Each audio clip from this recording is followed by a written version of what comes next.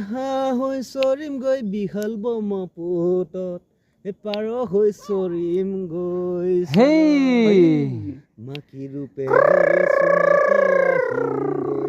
তোমাৰ কোমলীয়া কিনো মাতৰে মাতা হেনো মহলি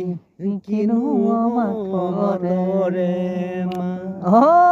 তোমাৰ মাতে শুনি ৰব কেনো নোৱাৰি এৰি যাওঁ পেটৰে